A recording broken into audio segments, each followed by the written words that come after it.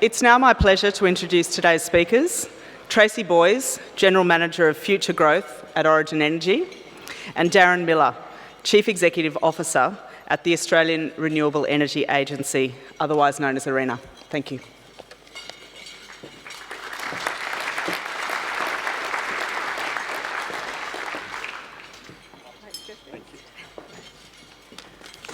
Well, good afternoon, everybody, and welcome, and thank you for having me. It's a great privilege to be led into your fantastic state from New South Wales, especially because of COVID and State of Origin. I know it's very competitive, and Minister Brenni has made a good point of that. So thank you for joining us today, and welcome.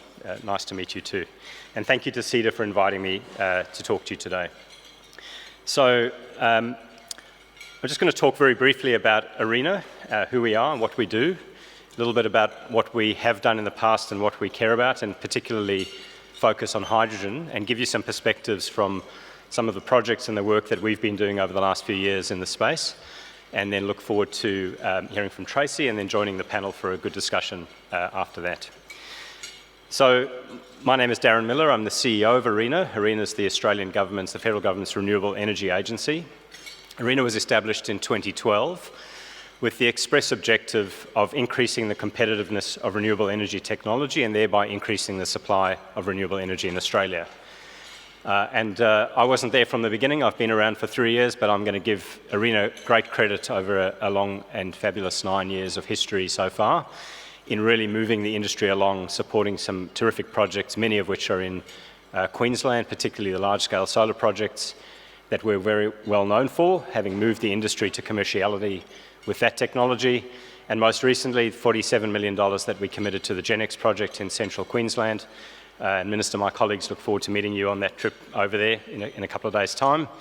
And we have a huge portfolio of potential projects coming our way that are based in Queensland. So it's a really exciting time for ARENA and for Queensland and the projects that we're seeing here. So as I said, we've had a historical focus on renewable energy, and recently we have that extended to low emissions technology and energy efficiency, and that's given some people cause for concern, but I can assure you that there's no cause for concern. ARENA is fully committed to a low emissions economy, a successful low emissions economy for Australia, and to take our place in helping the world decarbonise. We have a huge role to play in the world's ambitions to achieve net zero as soon as possible. In addition to the new functions of low emissions technology and energy efficiency, in last year's budget we were provided with an extension of our life, another 10 years and $1.6 billion to invest. And we look forward to fulfilling the government's objectives around the low emissions tech statement and additional technologies that will emerge and that need support and that are moving up the technology readiness level over that period of time. So I'll talk a bit about hydrogen. Hydrogen has been on our radar for at least 3 or 4 years now, and I think fair to say ARENA has been at the forefront of project innovation right through from R&D, research and development projects in the lab, all the way through to first-of-a-kind pilots, early demonstrations, and now we're looking forward to the next iteration of these technologies being much larger scale electrolyzers, and we're at the very start of a long-term journey, and I think that's a theme for today.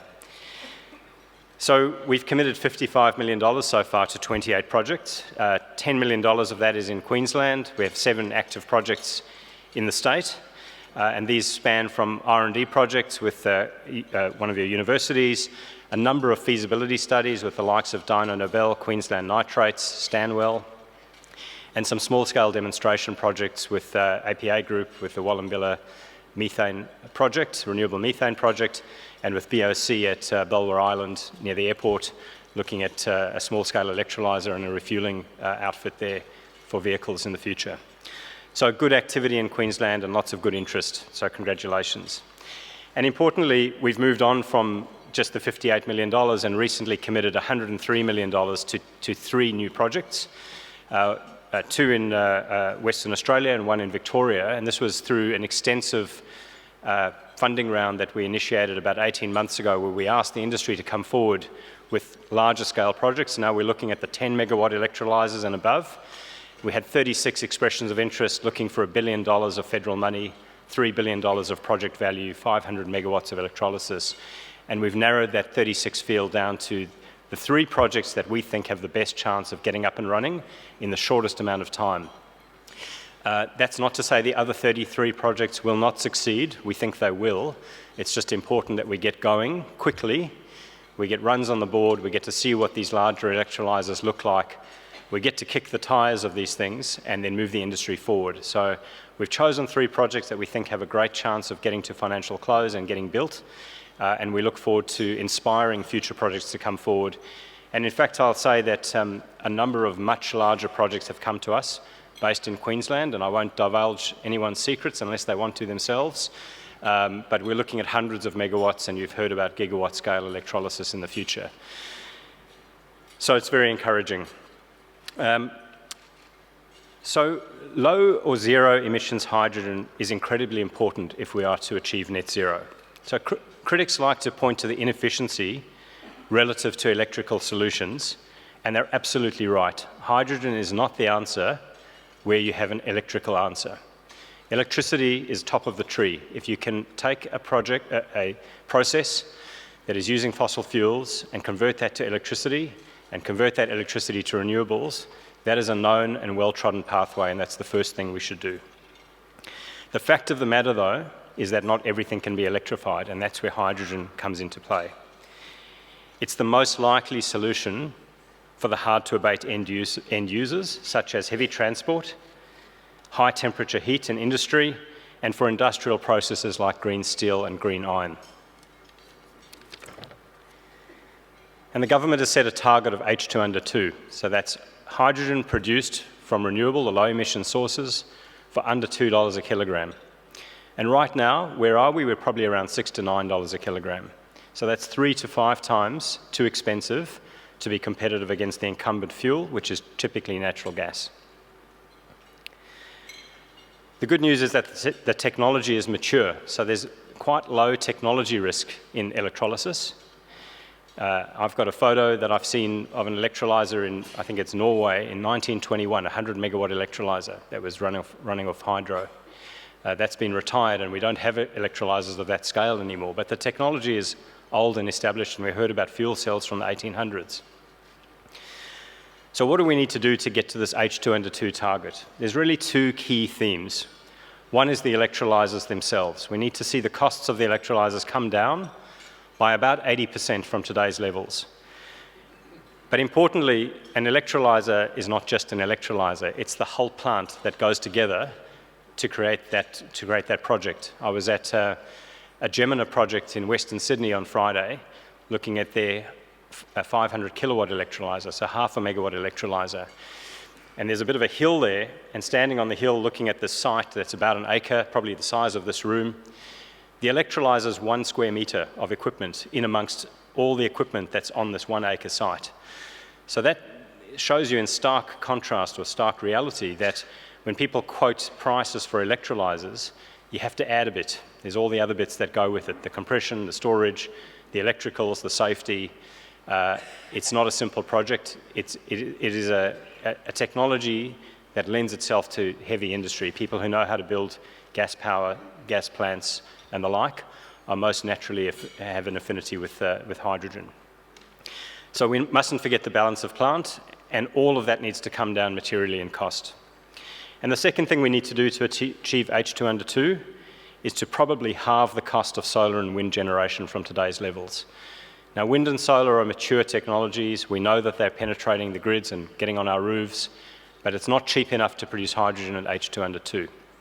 So we need to get from $45, $50 a megawatt hour wind and solar to the low 20s and ultimately below $20 if we want hydrogen to get under $2 and compete with other use cases where natural gas is playing an important role.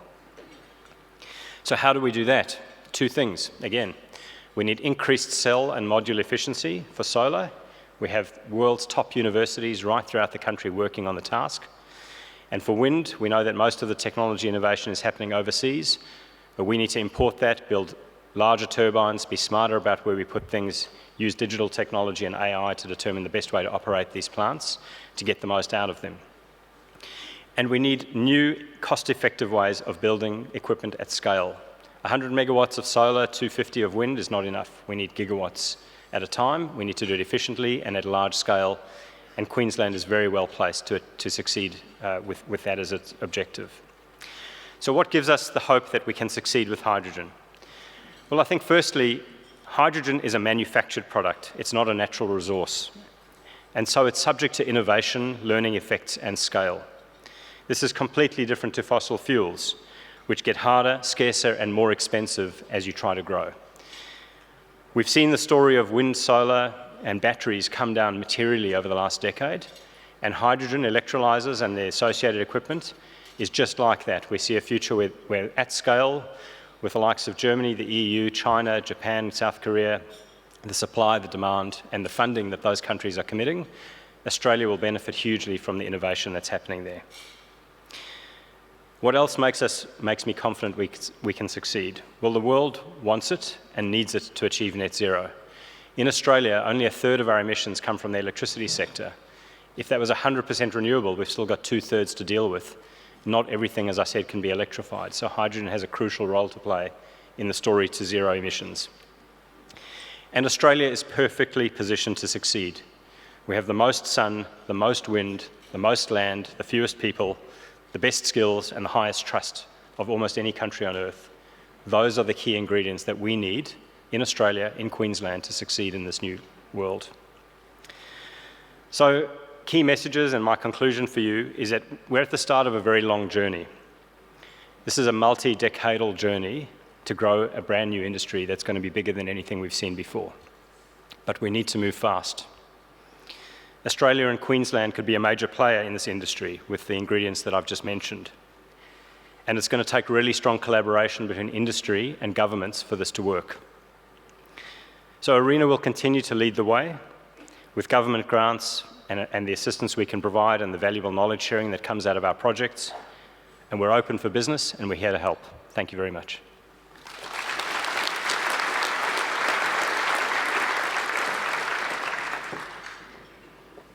Hi everyone. Look, before I start, I would like to acknowledge the traditional owners of the land that we stand on today, the Turrbal and the Yagara people, and I pay my respects to their elders, past, present and emerging. Now, if we broaden our scope out to Queensland, which is kind of what we're here to talk about today, let's also acknowledge that this is the home of some of the best renewable energy resources in the world. And this is the home of a rich history of both supporting industry here as well as large-scale export industries, which is essentially why we're here talking about hydrogen. Now, in Queensland, we have another advantage. We're working with a government that actually understands how to build successful energy export industries and is able to apply learnings from LNG. And this includes things like establishing that dedicated task force to ensure the policy settings and the regulatory environment is hydrogen ready, supporting the zoning of land and master planning of infrastructure, and also supporting the narrative and the engagement with community. We are really excited about playing a part in this emerging industry. And alongside our partners here in Queensland and also overseas, we've built some great momentum. And we've been watching that momentum accelerating. So we saw the Global Hydrogen Council's February report where they noted that hydrogen is being held up as a key pillar of decarbonisation globally. So more than 30 countries have a hydrogen roadmap and more than 200 projects had been announced. Since then, we've heard that, around $350 million of additional state and Commonwealth funding has been announced for hydrogen deployment here in Australia. And so our conclusion from this is that the world wants hydrogen, and it wants it fast, and Queensland is well positioned to be a really serious player in this emerging industry. So like ARENA, we like lists. My list is of 4 things.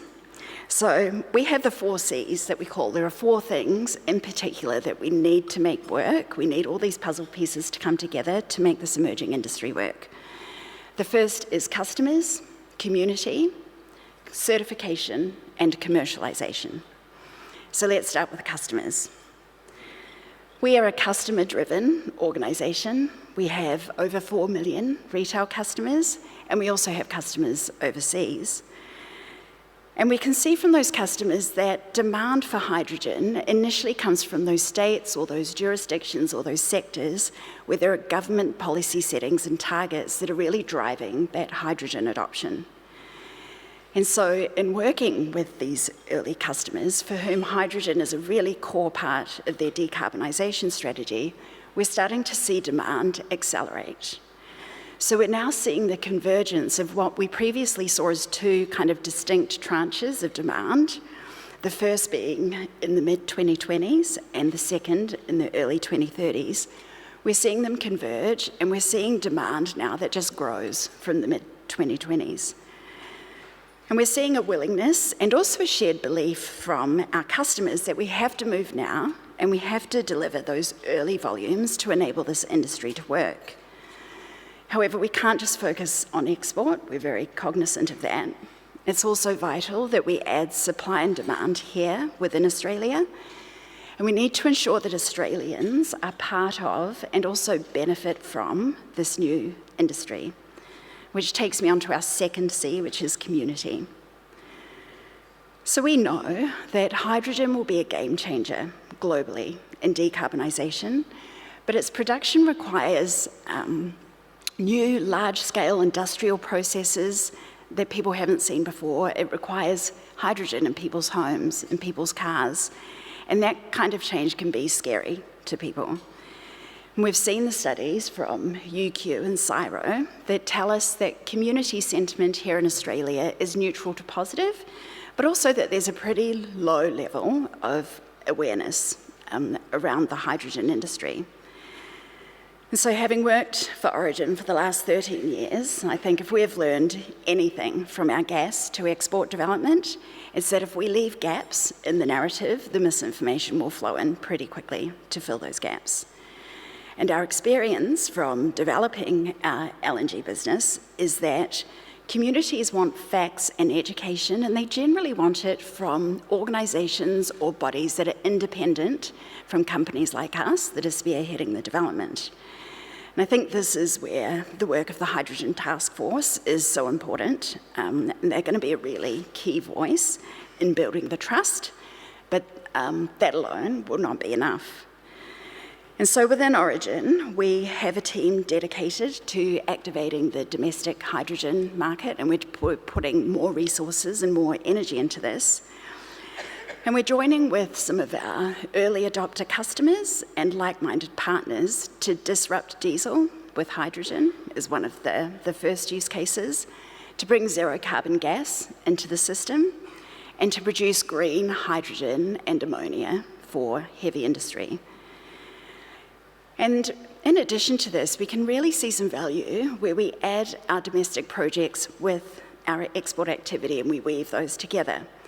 So imagine, if you will, an export project in Townsville where we combine the scale of the infrastructure required for the export project with some domestic infrastructure as well, so that we both produce for export and we reserve some supply for domestic users. They could be local manufacturers who want to reduce emissions from their activities. It could be providing green hydrogen to power the heavy haulage vehicles between the ports and the mines. Or it could be producing green ammonia to support surrounding agriculture. So now we have this export scale projects supporting Australia's decarbonisation activities and supporting Australian industry and jobs.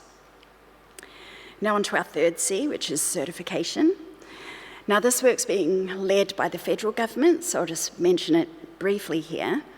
So an interesting fact is that while 100 million tonnes per annum of hydrogen is already produced, there's no existing global certification scheme. And we're starting to feel this real sense of urgency to have this resolved. We're getting quite close to partnering with customers and starting to make some pretty significant investment decisions on hydrogen projects. And we need to know if our product will meet the expectations of what, for example, is considered to be green hydrogen, not just here in Australia, but also overseas. And we think that clarity in the certification space will also have implications for us and other players in the value chain, such as those providing the renewable energy, or those working on supporting infrastructure as well. So we await the consultation paper with bated breath. And then our final C, commerciality. You know, if we want to be a world-leading exporter of hydrogen by 2030, we need to be producing and exporting commercially viable hydrogen. And as you've just heard, there are some gaps to close. We have a number of levers to pull here. Here are three. The first is scale. We need to achieve those cost reductions in our supply chain in the same way that we've seen them achieved for solar and wind, and that was largely achieved through scale. So we need scale. The second one is power. 70% of our ongoing costs are associated with powering the electrolyser. And the other thing we know from our own power bills is that network connections can be a really big part of the power cost. And we also know that grid-connected hydrogen can provide network benefits to the NEM. So it has very fast load response. We can support stability.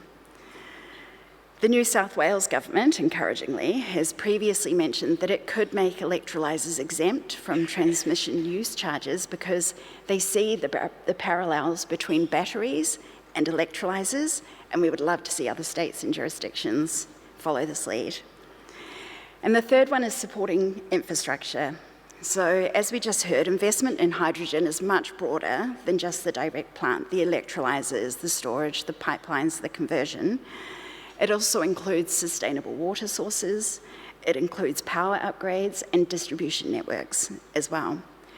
So we see a way to create shared value and efficiency by working really closely with key infrastructure owners, such as the Port of Townsville, to align the needs of the hydrogen industry with their long-term plans and other customers of the port and see if we can come up with some winning solutions together. Look, as I close out today, we're really excited, as I might have mentioned before, about the potential to take our many decades of experience in electricity, gas development, domestic supply and export, and apply it to a whole new low and zero carbon industry for Australia. And we're also excited to see what we can create together. So how do we come together to build this new industry in a way that, yes, positions Australia as a leader for hydrogen export markets and in a way that supports our Australian businesses to decarbonise at those costs that enable them to stay competitive as well. So let's get on with it.